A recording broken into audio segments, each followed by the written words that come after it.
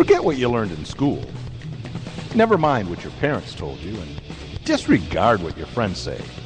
From now on, the only people you need to listen to are these guys. For the next several minutes, they'll take you on a journey through the political jungle. And when your journey is over and you're safe at home, they promise you'll be stronger, smarter, and just plain better. So buckle up, hang on to your ears, because your journey starts now. Mr. Gorbachev, tear down this wall.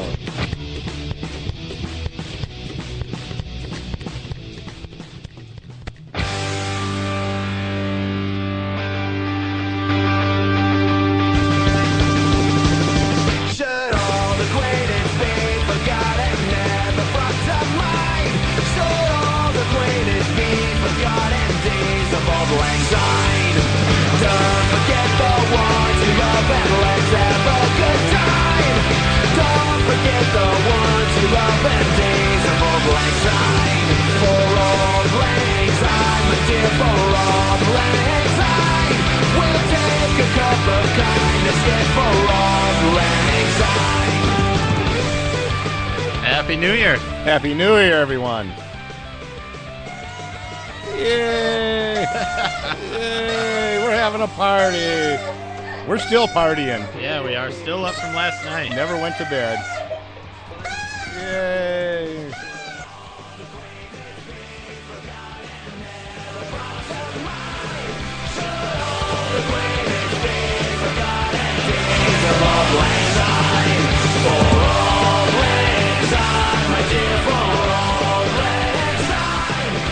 All right, it is January 1st, 2013. Wow. 2012 was a pretty good year for me. I don't know how it was for you, Brian. Oh, every year that I'm still alive is a good year.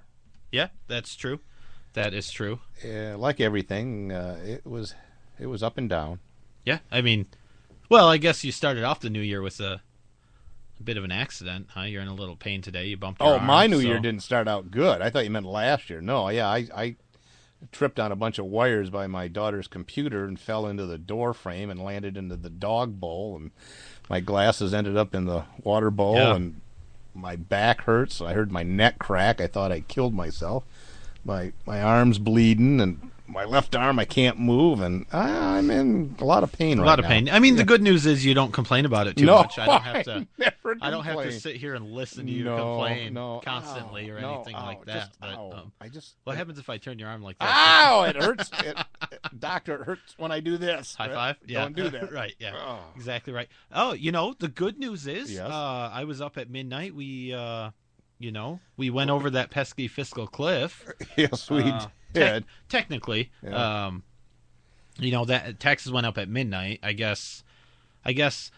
Well, technically we didn't because the Senate, they didn't really adjourn officially. So, they didn't bang a gavel on a piece of wood. Right. So it was still the same session from 2012. And the Senate did pass a bill to kind of handle the Fiscal Cliff problems, and they called it like the American Tax Relief Act of 2012 or something. Okay. It's in the House right now. If it's tax relief, how come I'm going to be paying more in taxes? Well, I mean, you're not supposed to think about that, really. You're not supposed to think about it. I'm sorry. The bill is in the House right now. It passed by a wide majority in the Senate, like 89-9 or 8 or something like that.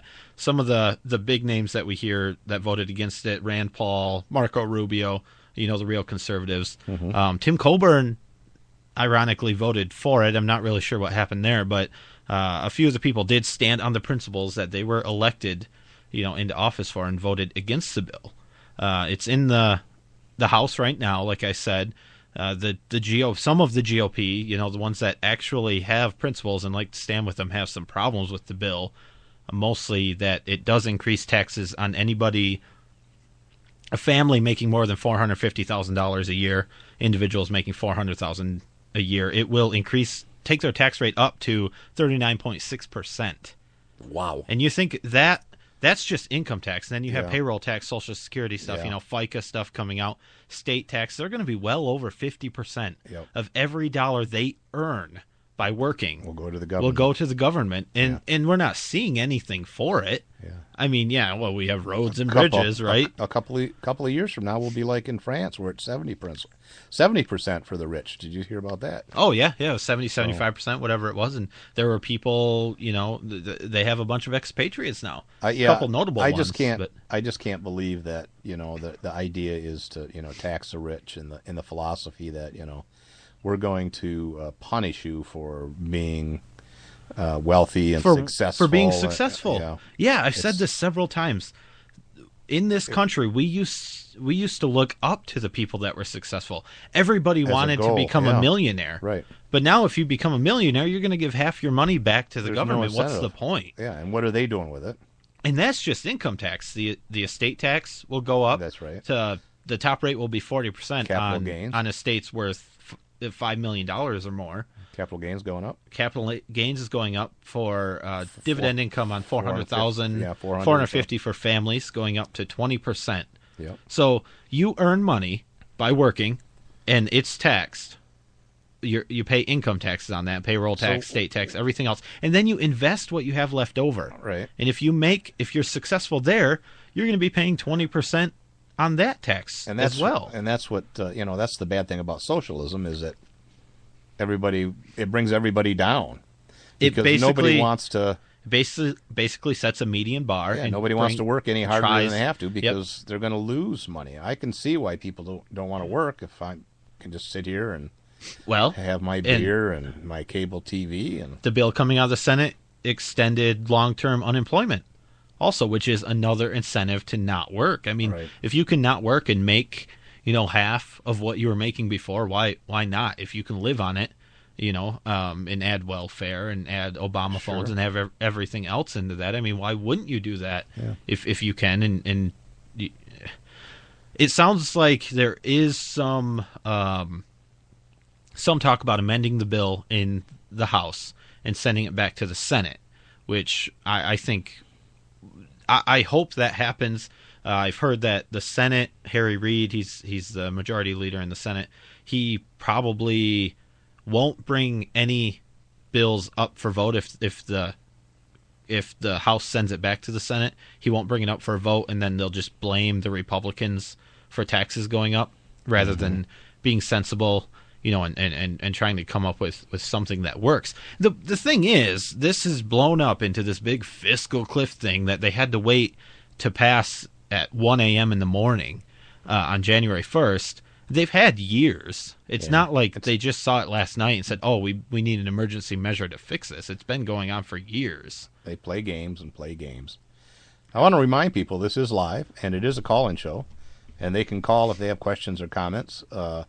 248-455-ODDS. That's 248-455-6337.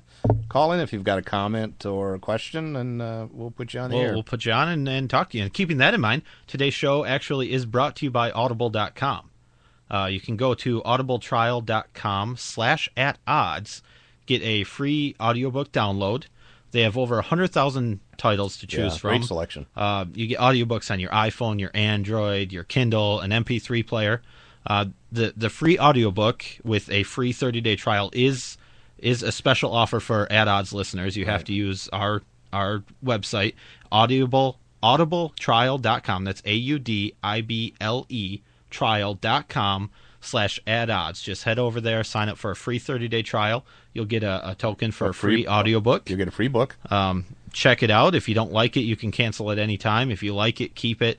It's a great service. I've heard many great things. Great selection of stuff. You can get all kinds of titles. Yep. Michael Moore.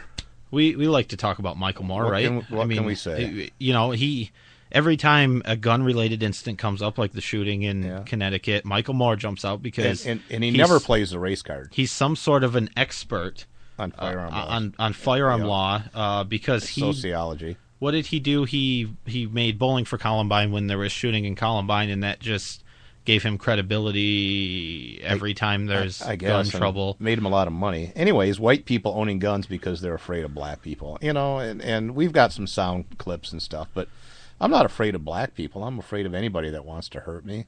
Yeah, it doesn't matter what their race is. No. I mean, I'd shoot you, Nate, if you were trying to hurt me. So. Yeah, and I would never try to hurt you. You do that yourself well enough. But do. Oh, I'm so sore. Let's actually listen to what Michael Moore had to say just the other day, I believe, on Current TV. We're very frightened people. I think we've been frightened ever since we landed on these shores. We were frightened of the native people. We were frightened of the slaves we brought over, as we should have been. Yes. Yeah, we're frightened. Frightened people, which is, and he that was in response to being asked, why do Americans have so many guns in their homes? And he claims it's because we're frightened. We're just a frightened people, and I don't agree with that. I don't agree with he that. He did elaborate on that a bit about why we're just frightened. Before he goes that, I mean, he doesn't talk at all about the people that own firearms for hunting and for target shooting and competition shooting and all that. That they own firearms not because they're frightened, because they enjoy the shooting sports. Yeah. I mean, come on. What do they think of who's going to break into the house? Do they think it's little freckle-faced Jimmy down the street? Sometimes it is. I don't think so. I don't think that's who they're afraid of. And it cuts right then to the heart of our race problem that we still haven't resolved. Yeah, it is. It's terrible when all the blacks are killing blacks. I mean... Yeah, and that goes on. But look at in Connecticut, Newtown. Look at Adam Lanza. Yeah. Did he not look like freckle-faced Jimmy down the street? He did. He looked awfully white to me. He did. And it was kind of an urban area. It wasn't like it was in an urban, which slummy area. Was another thing he brought up about where the guns are concentrated. Now, not every house has a gun, but we've got over 250 million guns in people's homes. And they're mostly in the suburbs or rural areas where there's virtually no crime and no murder. Well, maybe there's a correlation there. Yeah. Maybe the reason there's not a lot of crime in the suburbs and the rural areas is because everybody's got guns. But if there weren't guns in the inner city, I don't think there'd be shootings in the inner city. So I think he's flawed there as well. Yeah, you can't have a shooting without a gun, right? A shooting with a firearm, I guess. I suppose. But you can't have gun crime without guns. I guess you could use a blowgun or something. I mean... Yeah, crossbow. Yeah, so maybe we should ban guns and just go on with crossbows and... Well, Sharpton's coming out, and he wants to ban knives. Move on to knives. Yeah, I saw that, and that's just completely. I guess ridiculous. He already figures that he's got the guns in the bag. Yeah, I guess they're so. already going to ban that. Like Illinois has written a bill, I guess, that's going to ban all guns and confiscate all guns in the whole state. So I wish him luck with that. Good luck with that. Yeah. He also did you have another sound clip from him or? Yeah, one more. He actually proves our point for us. How when we talk about how guns in the home deter. Just the thought that guns in your home may deter some home invasions. And there's statistics to back that up. If you go to the UK, break into people's houses with people home are like 70%. And when people break into houses in the United States, it's like 10% or so where there's people home because they're afraid that they're going to get shot. So this is exactly this what is a hell of a case study here with Michael Moore. Here he is. It was the hardest scene to film. In Bowling for Columbine because I was so afraid.